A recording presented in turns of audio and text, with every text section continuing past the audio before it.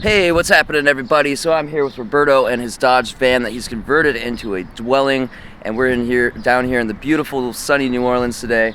So, what can you tell us about this van? Well, it's a 1998 Dodge Ram 1500. It's a half-ton truck. It was made into a conversion van by StarCraft, and it was a base model. The people that owned it before me towed it behind a Prescott bus. Wow, okay. And so when I bought it, it had 74,000 miles on it. Super low miles. Yeah, it's a V6 and fuel injection, and it gets about 15 miles to the gallon. Cool. I am currently pressing the weight of this vehicle. Yeah. You got quite the build in there. Yeah, a lot of equipment.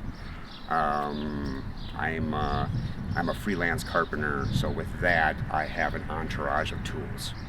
Cool. So, in comparison, like I'm carrying around 4 people at all times. Wow. Well, can we take a look inside? I think this is what everybody's itching to see. Yeah. So this is cool with the double doors. You can just stack the blankets up. Okay, so what I did is I turned this seat around, the one I'm currently sitting in, and I have my table next to me that I eat on, that I prep food, watch movies, and play music.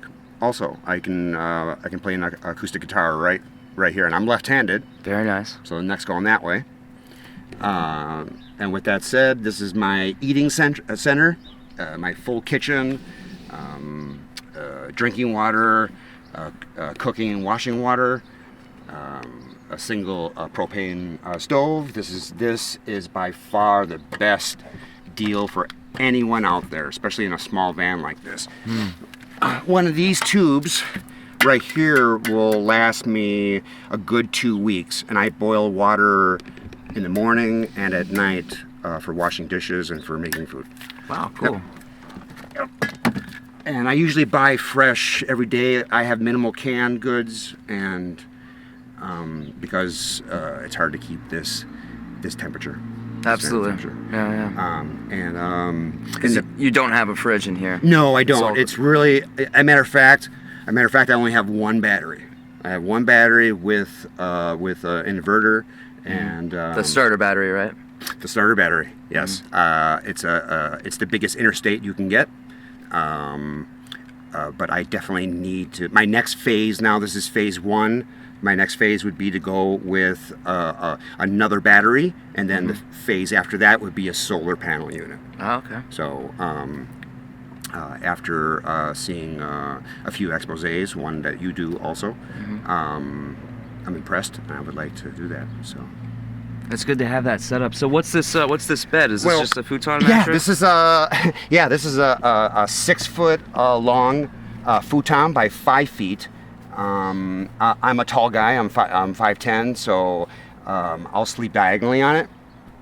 And the rear windows open up, and I usually get pretty good ventilation in here. It's right now it's kind of hot in here because I had the doors closed. I was getting ready to go to work here in town. Okay. And what's this black thing up here? Is that like a DVD player? Yeah, it is. That's for my PS2. Oh, cool. That is for my PS2, and that is for my other laptop. And you got a big TV. Yeah, currently I decided to anchor it up on the ceiling, so I'm gonna have to do something about the holes I used. Will not accept this cap. The cap was using the holes for the cap to stay put, so okay. I want to do it correctly. And these coverings on the windows, I see you have some foam on these front ones. Yeah. Does that help keep the heat out? Well, this is a conversion van, so it has windows all around the van. And so what I did was I took 2-inch foam, and I blocked out all the windows, and I covered all the windows with heavy fabric, draperies, and I got most of this from a theater that I used to do work for. So, okay.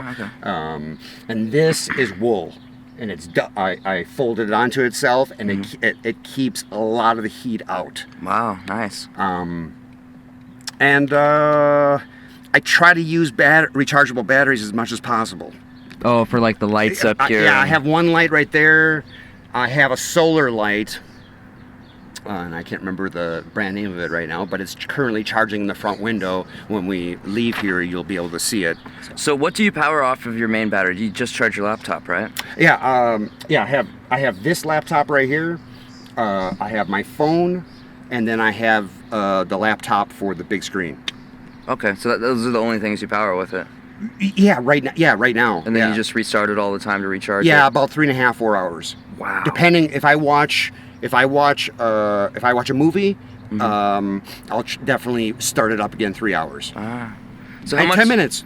10 minutes to replenish your battery. That's all it takes. Nice. Yeah. So how much did it cost to build this whole build from scratch? You know, a lot. Hey, the material was donated by my best friend.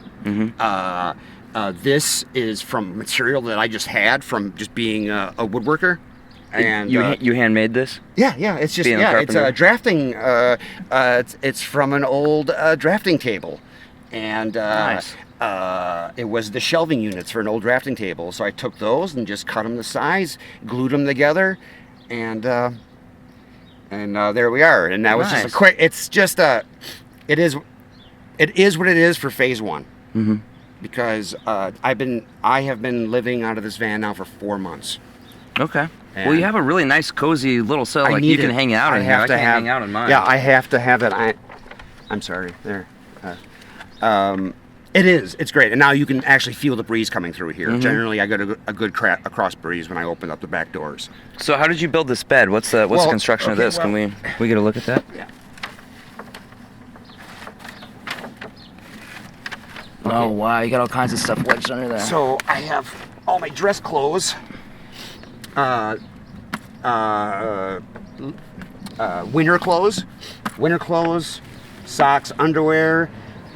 There's a container filled with t-shirts, a container filled with shorts, all my shoes, and then on that side in the back, if we want to go in the back, Yeah, let's take a look at that.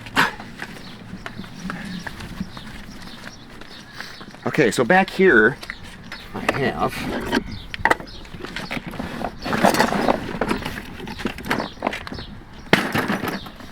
okay, so you can see Sawzall, skill saw, my finish bag, all my essential tools, all my cords and hoses. My pneumatic guns are in front. There's a miter box right there, 12-inch blade. Wow, everything you need, huh? Compressor, my stand, and all this is my routers, my jigsaws, my planers.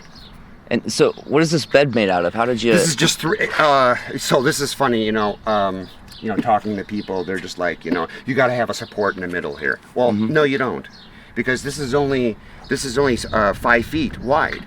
This is 3/4 strand. It's 5 layers, and 4. As you can see, Yeah, that's some really thick stuff. I'm applying a lot of pressure on this, and so the grain's going this way. So with that said, I have 19 inches by 49 inches all the way across by 5 feet. So you can see Pure storage, yeah. And it looks like you've got some boxes on the side here too. Yeah, okay, so jumper cables, horses for woodworking, all my 6-foot levels in there, 4-foot level, 2-foot level, my plumb bob, and then on this side right here is winter coat. I am from Wisconsin, so winter everything there. Compressor, extra cap for the spare tire, rubber gloves, leather gloves, gas can, and brake fluid. So you've got everything in here you could possibly need, right? And an extra chair to lay down on. I'm sure you're familiar with that style. Cool. Yeah. Well, what can you tell us about the van life? What's it like living in a van for you? Well, you know what? I actually I'm really enjoying it. The one thing with van life is I'm going to stand up. It's fairly inexpensive. I'm catching up with life right now. I feel like that. I haven't lived for me, so now I need to live for me. And living in here, I have all the freedom I want. If I get tired here, I can go somewhere else very easily. Take everything with me. Is being a carpenter, it's nice that way because you can get work pretty much anywhere. Wow, very cool, very cool. Yeah, that's a good setup to have for sure. So, but currently I'm taking a break from that, and I'm working at a tiki bar. Ah. So what's been the biggest challenge living in a van? Especially compared to a house or apartment. I go to a community center that has a pool. Earlier this year, I took a class at Loyola University for lifeguarding. It's for CPR. With that said, I can actually pretty much use any pool here in New Orleans. Anyone can really, but I actually have aspirations of actually being a lifeguard here. So I actually have the license for it. Mm. That's a new thing in my life. I thought long and hard on it, and you know it's a pretty big deal. So the van life has enabled you to explore different avenues, things you wouldn't have been able to if you had to. If you had asked me 5 years ago, I would have said no. I would own a number of rentals and just live in a burb somewhere, and only just 8 years ago I actually started playing music seriously playing music. And that has been a complete change in my life. That's completely grounded me and made me the person who I am right now. Very cool, very cool. Have you had any problems with police or getting towed or anything like that? No, no.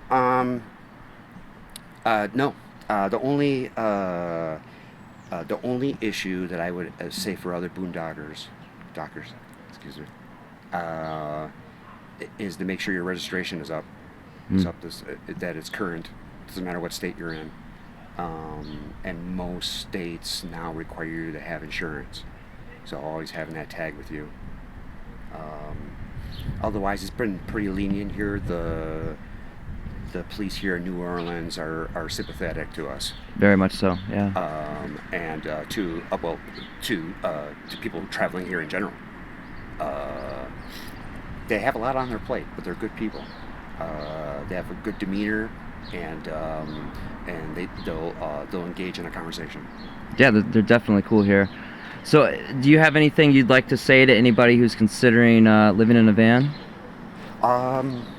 Yeah, just make sure. Well, first of all, make sure this is your home. Make sure it works.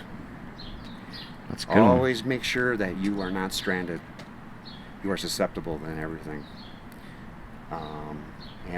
Because to be on these streets in America, it's a privilege. So they can easily take it away from you. That maintenance, keeping up the maintenance, and